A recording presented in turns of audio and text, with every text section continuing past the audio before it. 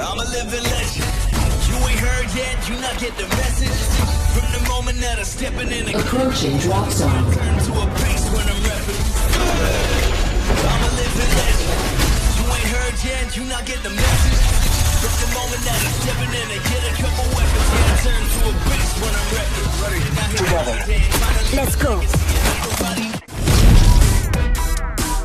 Lifeline joined the Apex Games to raise funds for a humanitarian organisation that aids frontier communities in need. She sees taking part in this blood sport is okay, as everyone who joins the games knows exactly what they're in for. And if taking out 1 or 7 opponents has to happen so she can win and help those in need, well, that's just what has to happen. Remember this, I'm the one you should have concerns about. Lifeline is definitely aptly named. When an ally is downed, Lifeline can run over and revive faster than anyone else. Not only that, when reviving, Combat Medic triggers an unbreakable shield, making it incredibly difficult for the enemy to stop the revive once it begins. I'm sure I don't need to say why reviving faster while an unbreakable shield is up can be useful. I mean, you're a smart and good looking bunch. But can we talk about the effectiveness of a shield in combat situations? When Lifeline revives someone, you can get behind the surprisingly large shield yourself for cover. Now your friend who is constantly getting downed has a use past being an accidental bullet sponge. The shield, if reviving at the right angle, also means the enemy has to leave cover and find a different angle to take shots from. Otherwise, they'll just be pelting the shield while helplessly watching you revive the enemy they just downed. Or they can just lob grenades up and over it. That'll work, so watch out for death from above. Not only does she have that amazing revive passive, she can also use healing items 25% faster, meaning not only is she a great support, she can also be played aggressively due to being able to get back into the fight faster. Enemy down.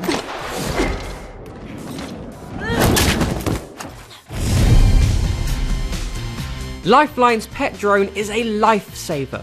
If you find yourself or your teammates in a tricky situation where you have no healing items or need a quick heal during a combat situation, Doc Heal Drone can be deployed to get you back to 100%. The entire team can receive healing by being near the drone. The effective radius is quite small, but there's nothing better than hunkering down with pals during a difficult situation. If you use the Doc Heal Drone in the right strategic place during a firefight, you'll receive healing for 20 seconds, which the other team isn't getting themselves. This is a huge advantage, as it may give you a few extra seconds of taking damage during a battle, which you won't normally get if you weren't being constantly healed. Enemy taken out. The loot gods can be unforgiving at times, especially in comparison to everyone else. Why'd you keep running in front of me and taking my helmet, Jim? Luckily, Lifeline's ultimate ability, Care Package, can be used to level out the loot playing field with some life-saving gifts. Come and get your birthday present. Make sure to use accelerators, as the time it takes to get care packages back after using them is quite long. They will instantly fill the meter a further 20%, so you can have a faster flow of loot, which will become increasingly important as the combatant number diminishes. One of my favourite things to do in Battle Royales is to wait for a supply drop to fall before waiting in the bushes nearby for those who go towards said supply drop in hopes of loot, and certainly not a quick and painful death. You could use Care Package to do similar. Fire Care Package into a suitably flat, open location, and if you have a good amount of time, sit and wait. While they're busy looting, you're setting up that perfect shot.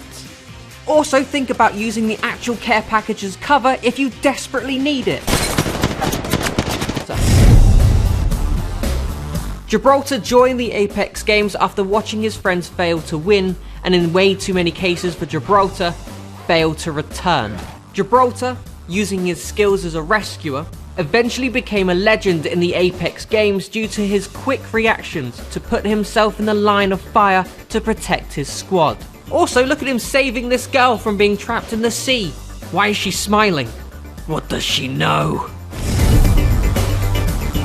When Gibraltar is aiming down sights, his gun shield pops up and acts as a protective cover. This gives him a great amount of protection when in short to mid-range fights, as it forces the enemy to either try to do even more damage than they would to break the shield and hit him, or change their aim to hit Gibraltar's head or feet. Or while the enemy is doing that, Gibraltar can lay down as much fire as he wants. The gun shield isn't at its best when used in a long-range firefight. Your aggressor may not even have a weapon or scope that's going to land a hit.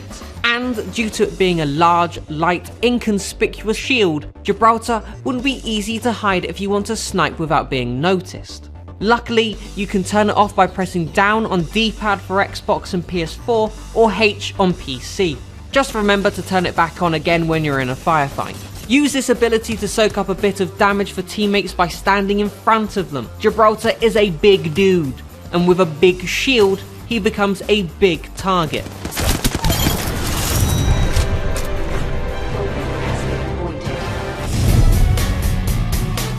Dome of Protection releases a large bulletproof shield that can be used to protect allies from enemy teams firing down on you. And when I say bulletproof, I mean it. You also cannot shoot from inside the dome to the outside. Dome of Protection is a support ability, as it enables you to take a breath from the action to heal, reorganize, and in some cases, scout.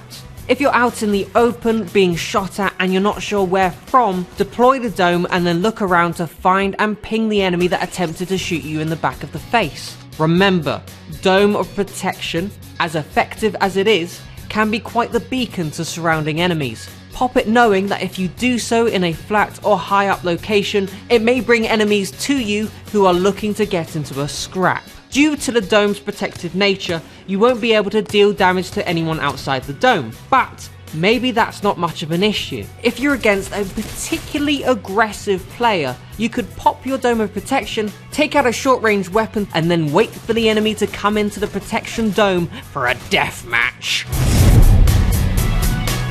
My favourite ultimate by far, Defensive Bombardment, feels ironically named, as it is one hell of an offensive ultimate.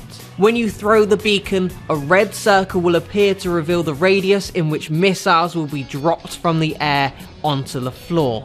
These missiles will do 40 damage each hit, and due to the amount of them, they are incredibly effective at wiping squads. Use Defensive Bombardment when you're in an altercation with a group that are bunched up, and especially when they're using cover. Throw the beacon in front of the cover so they don't see it, and when the bombs start dropping, it'll give them less time to get out of there. This crazy ultimate works well with any ability that can hide where the missiles are dropping. Bangalore's smoke canister and especially Caustic's Nox gas grenade can create utter confusion, meaning they're going to keep taking damage without any idea how to stop it. You tried, you died.